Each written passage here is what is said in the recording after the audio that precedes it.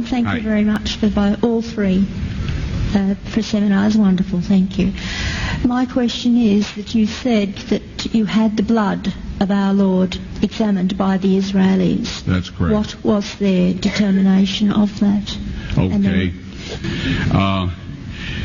Real quickly, okay. Dried blood is dead blood. Everybody knows that, all right? They can test the blood of the pharaohs, the mummies of the pharaohs, all right? There's certain things they can do. They cannot get a chromosome count by any method I'm familiar with, all right? Things keep changing. I don't profess to know everything. However, there's no way I know that you can get a chromosome count out of dead blood. You can get a DNA and some other things, but not a chromosome count, all right? That's done by living white blood cells. Now then, first of all, in this analysis, I took the blood into a laboratory in Israel. I asked one of the people I work with in antiquities, where is a good laboratory that does reliable work? And they said, such and such, such and such. I took it. I just said, please examine this blood and tell me what you can tell me about it. All right? They said, well, look, we're going to reconstitute it. We're going to put it in normal saline and keep it at body temperature for 72 hours with gentle swirling. All right? That's their business. That's great. I said, now I want to be there when you check it out. They said, fine. So I was back. They checked it out. I said, now, they said it's human blood. We can tell that. They did whatever tests they need to do.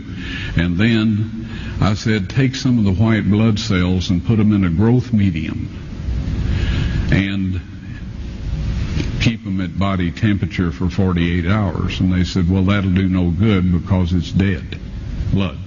I said, would you please do that for me? And they said, okay, we'll do it.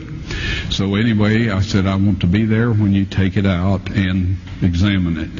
So I was back there. They took it out, examined it under a microscope, and the one technician called the other one over there, and then they called the boss over there, and they were talking Hebrew a mile a minute there for a little bit, and they looked at me and they said, Mr. Wyatt, this human blood only has 24 chromosomes in it.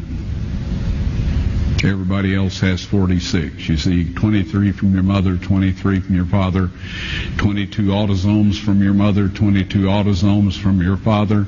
You get an X from your mother, you may get an X or a Y from your father, all right?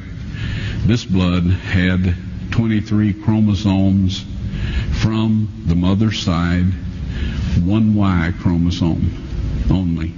You see, a child could not have developed if they hadn't had the autosomes from the mother. So all of his physical characteristics were determined by his mother's side of the family, her autosomes. His maleness was determined by this one Y that came from a source, not a human male. Then they said, this blood is alive. And then they said, whose blood is this?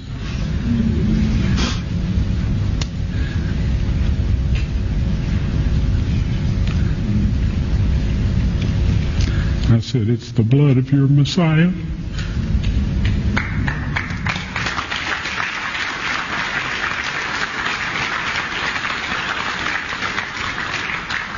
And I assure you, those men's lives have changed.